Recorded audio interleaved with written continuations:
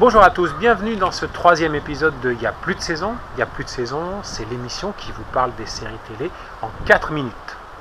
Pour ce troisième numéro de Il y a plus de saison, on vous parle de la guerre et notamment de Un village français dont la deuxième partie de la 6e saison est diffusée à partir de mardi et qu'on vous conseille très fortement de regarder. Donc la première partie de la saison 6 parlait vraiment de la fin de la guerre, la fin des combats, la victoire des résistants, le départ des Allemands. Cette deuxième partie parle de l'installation d'un ordre nouveau, d'un nouveau pouvoir qui remplace l'ancien, le gouvernement provisoire de la République française, incarné évidemment par De Gaulle dans l'histoire, et dans la série par Berriot, le directeur d'école un peu falot qui s'était progressivement révélé dans la résistance, et qui revient de Londres au début de cette deuxième partie, auréolé du pouvoir de la résistance et de la légitimité de ce pouvoir. La question est comment l'installation d'un nouveau pouvoir va être conciliable avec le désir de liberté des résistants qui se sont battus finalement pendant 4 ans pour ça. Ce qu'on veut, la ville est à nous. On veut quoi ?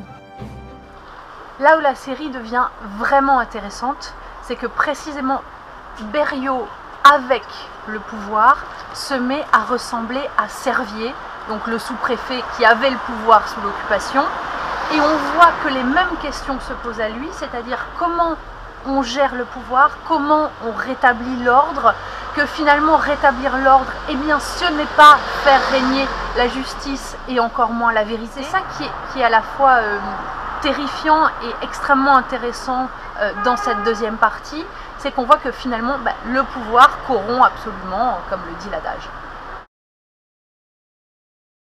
Ce que montrent très bien ces épisodes d'Un village français, c'est que mettre fin à la guerre, le retour à la paix, c'est pas quelque chose de facile.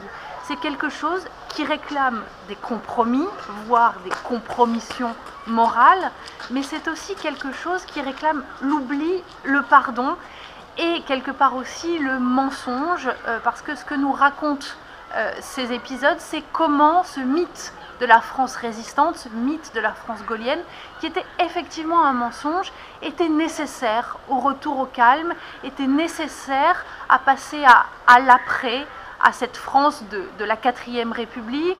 Vous vous rendez compte qu'on trompe nos amis pour exfiltrer un ennemi? Mais c'est ça la politique.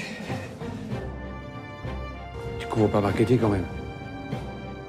Ce qui est particulièrement bien réussi dans cette saison, c'est que les créateurs de la série arrivent à nous mettre en empathie, y compris avec les plus méchants, c'est-à-dire y compris avec les miliciens, en nous rappelant que au fond, tous ces personnages sont des êtres humains et que on est finalement gêné de les voir soumis à la vindicte populaire.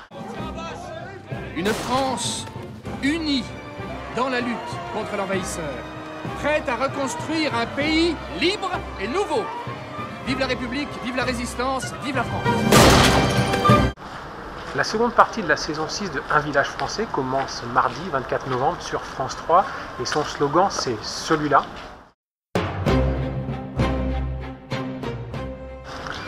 On vous conseille donc fortement de la regarder, elle est passionnante. Nous on vous retrouve la semaine prochaine et d'ici là, restez très forts.